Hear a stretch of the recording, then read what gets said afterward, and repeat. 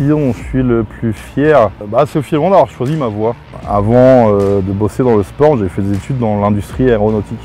C'est cool comme boulot, mais je ne me voyais pas toute ma vie me faire chier assis derrière un bureau. Donc du coup, j'ai décidé du jour au lendemain d'arrêter tout, d'arrêter, stopper et de repartir à zéro dans le sport en passant un BPGEPS, un DE, un DU, etc.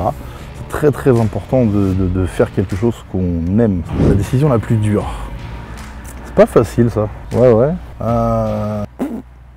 J'ai pas l'impression d'avoir eu le besoin de prendre des décisions extrêmement difficiles. Non, ça va. La décision que j'ai pas su tenir.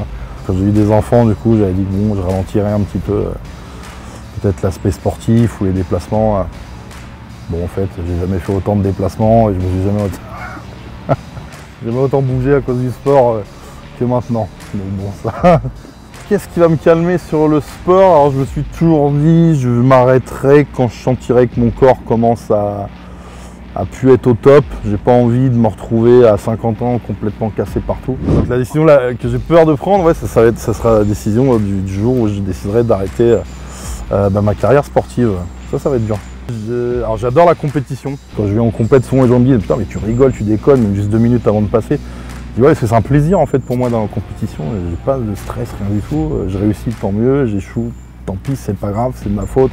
Je trouverai pourquoi j'ai pas réussi.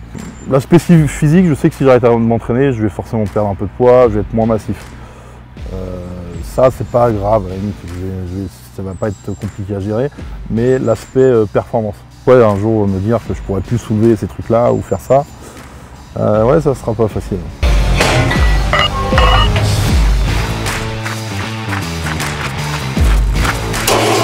La décision qui a changé ma carrière, ou qui a réorienté ma carrière, on va dire, c'est après le rugby, moi je suis parti dans la force athlétique.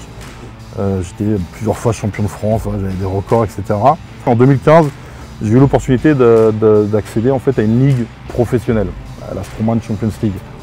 Du coup, je me suis dit, bon, je stoppe la force athlé. Et vraiment, à chaque fois quand je dis je stoppe, c'est immédiatement en fait. Je me dis, voilà, c'est fini, on tire un trait là-dessus, au revoir, et je fais le strong. Et finalement, c'est là où je me suis le mieux réussi au niveau performance, palmarès.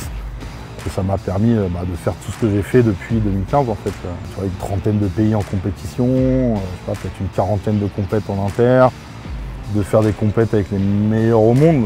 La prochaine décision que j'aimerais prendre, j'ai discuté l'année dernière avec Brass Collins, qui est le dirigeant du Strong mondial. L'objectif c'est d'atteindre les World Strongest Man, donc la plus grosse compétition, le concours de l'homme le plus fort du monde. Cette année j'essaye de l'obtenir. Voilà, je prendrai la décision de me concentrer uniquement sur cet événement et de ne plus rien faire d'autre. Il y a eu très peu de Français, il n'y a eu que 4 Français par le passé qui l'ont fait, donc l'objectif serait d'être le 5e.